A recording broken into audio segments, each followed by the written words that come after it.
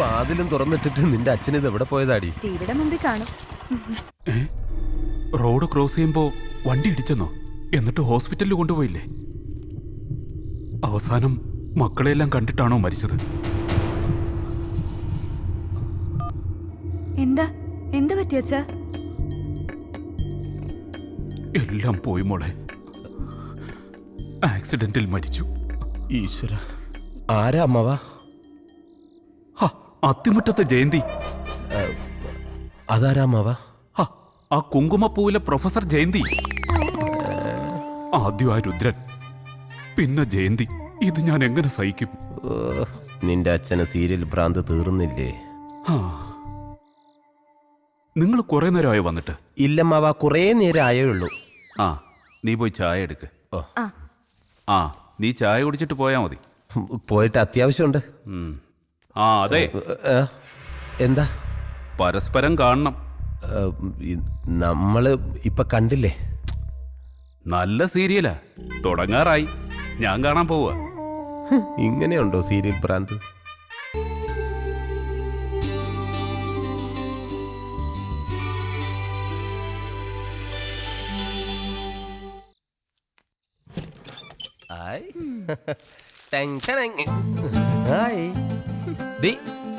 നിങ്ങൾക്ക് എല്ലാവർക്കും ഉള്ള ഡ്രസ് ഇത് പിടിച്ചേ. ഈ ഏട്ടന് ഇത്തിരി നേരത്തെ വന്നൂടെ? എടി, നേരത്തെ വന്നാ ഇത്രയും സാധനങ്ങൾ നിനക്ക് വാങ്ങാൻ പറ്റൂ? ഇവിടെ ആർക്കൊന്നും അറിയില്ലെന്നാ വിചാരം. അല്ല, മാളി ചേച്ചി എന്ത് പറഞ്ഞു? നിന്റെ നാവിന്റെ നീളം അല്പം കുറയ്ക്കാൻ പറഞ്ഞു. അവിടെ ചെന്ന് ഇത്രയും നേരം അടയിരിക്കാതെ നിനക്ക് ആ പെണ്ണിനെ ഇങ്ങ് വിളിച്ചോണ്ട് വന്നൂടെ? ആഗ്രഹമില്ലാഞ്ഞിട്ടല്ല, ആദ്യം ഇവളെ നല്ലൊരുത്തന്റെ കൂടെ പറഞ്ഞയക്കട്ടെ. നടന്നത് തന്നെ. വിമലേച്ചിയുടെ കല്യാണം നടത്തിയ കടം ഇതുവരെ തീർന്നിട്ടില്ല. ഒക്കെ നടക്കൂടി. പിന്നെ ഇതെന്തിനാ പാതിരാത്രി ബാങ്ക് വിളിക്കുന്നത്? ഇത് വാങ്കുവിളിയല്ല, നിന്റെ പുന്നാര അളിയന്റെ നിലവിളിയാ. സദാസമയം പാർട്ടി പ്രവർത്തനം അല്ലേ? ഏതോ സമരത്തിന് പോയി തല്ലും കൊണ്ടോണ്ട് വന്നിരിക്കുക. ആവി പിടിക്കുന്നതിന്റെ ബഹളം ആ കേക്കുന്നേ. നിങ്ങൾക്കൊന്നും ഉറക്കൂല്ലേ രാത്രി? പാതിരാത്രി ഇങ്ങനെ കുരവേട്ടുകൊണ്ടിരുന്നാൽ എങ്ങനെയാളിയാ വീട്ടിലുള്ളവർ ഉറങ്ങുന്നേ? അളിയനിത് എന്ത് പറ്റിയതാ? ആണവക്കരാറിനെതിരെ നമ്മുടെ പാർട്ടിക്ക് വേണ്ടി ഒരു കലക്ടറേറ്റ് വളയലുണ്ടായിരുന്നു. എന്നിട്ട് അളിയനാണല്ലോ വളഞ്ഞിരിക്കുന്നത് പാർട്ടി ചിഹ്നം പോലെ.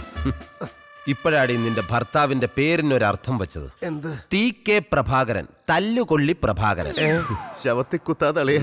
അല്ല, ഇനി അടുത്ത സമയത്തെങ്ങാനും സെക്രട്ടേറിയറ്റ് വളയാൻ പോകുന്നുണ്ടോ?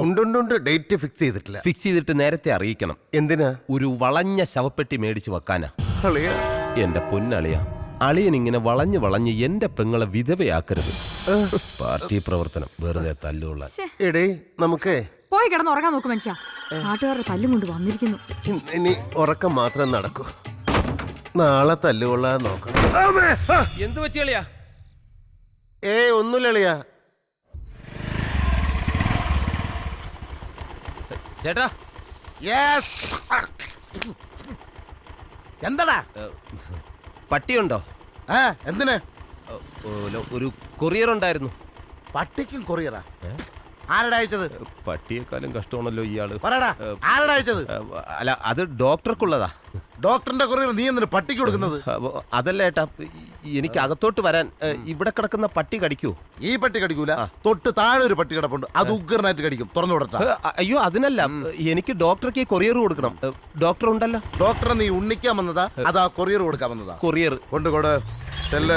ഇയാളെന്താ ചിമ്പാൻസിക്കുണ്ടായ? പട്ടിയുണ്ട് കേട്ടാ. ശരി. ദൈവമേ, അയാൾ ഇനി കടിക്കണ പട്ടി അഴിച്ചു വിടുവെന്തോ. മുഴുപ്രാന്തനാന്ന് തോന്നുന്നു.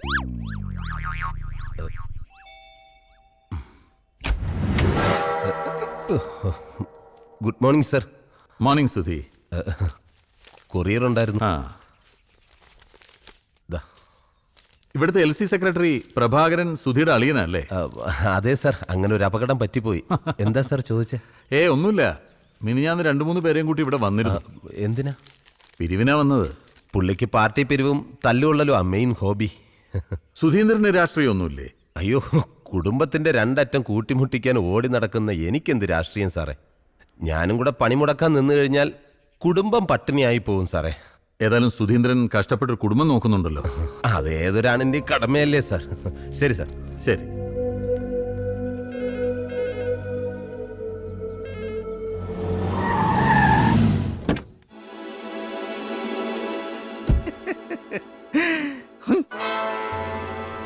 സുതിക്കുള്ള പണിയാണല്ലോ മായേ. ആരാത്? സുതി കുറെ പൈസ കടം മേടിച്ചിട്ടുള്ള ആളാ. സൂപ്പർ ഫാസ്റ്റ് കൊറിയർ സർവീസിലേക്ക് സ്വാഗതം. നമസ്കാരം. സുധിയുണ്ടോ ഇവിടെ? അയ്യോ, സുതി ഒരാഴ്ചയായിട്ട് ഇങ്ങോട്ട് വന്നിട്ടേ ഇല്ല. ആണോ? കാണാൻ കൊതിയാവുന്നു അല്ലേ? ആരാടാ അത്? അയ്യോ, മുതലാളി ഇവിടെ ഉണ്ടായിരുന്നോ? ദേ സുതി, നമ്മളിപ്പോ പറഞ്ഞതേ ഉള്ളൂ, 100 ആയുസ് അല്ലേ? മുൻവശം മുൻപിലാണെങ്കിലും മുൻവശത്ത് വാതിൽ പുറകുവശത്താ, ആ വഴി വന്നായിരിക്കും. അവന്റെ മുൻവശത്ത് പാല് ഞാൻ പുറകുവശത്താക്കും. ചേട്ടൻ ഇവിടെ പ്രശ്നമൊന്നും ഉണ്ടാക്കരുത് പ്ലീസ്. എടാ പന പുന്നാര മോനെ, നീ എന്നെ കുറിച്ച് എന്താ കരുതിയത്? മുങ്ങി നടന്നതിനെ ഞാൻ കണ്ടുപിടിക്കത്തില്ലെന്ന് വിചാരിച്ചോ? ഞാൻ അങ്ങനെയൊന്നും പിന്നെ കരുതിയില്ല. നീ എന്നാ കോപ്പാടാ കരുതിയത്? എടാ എന്നെ നീ കരുത് കേട്ടോ. എടാ ഞാനിന്ന് ഇവിടെ വന്നിട്ടുണ്ടെങ്കിൽ നീ എനിക്ക് തരാനുള്ള 20 ലക്ഷം രൂപ അതിന് പലിശ വാങ്ങിച്ചോണ്ട് പോകത്തുള്ളൂ. എന്റെ കയ്യിൽ ഇല്ലാഞ്ഞിട്ടാ. കഷ്ടായി പോയല്ലോ.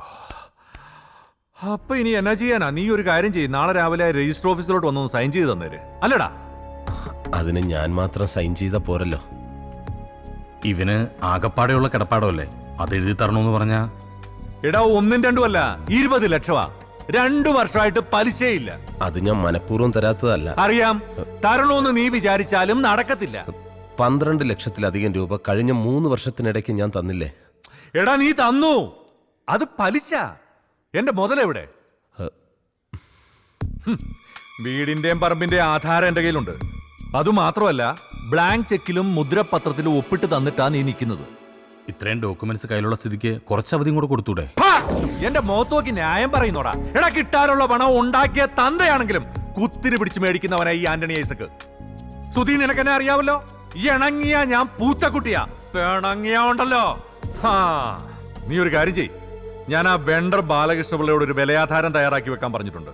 നാളെ രാവിലെ കൃത്യം 11 മണിക്ക് രജിസ്റ്റർ ഓഫീസിൽ സകുടുംബം എത്തിച്ചേർന്ന് അതൊന്ന് സൈൻ ചെയ്ത് തന്നേര്.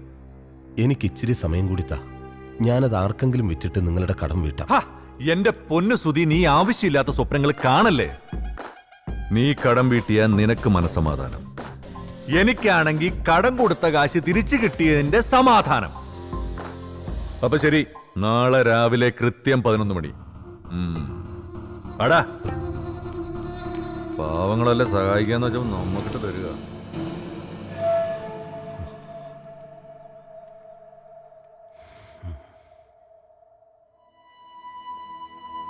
ഡാ, നീ വിഷമിക്കണ്ട. ഈ ആന്റണിയുടെ കയ്യിൽ നിന്ന് രക്ഷപ്പെടാൻ ഒരു വഴിയുണ്ട്. എന്തു വഴി?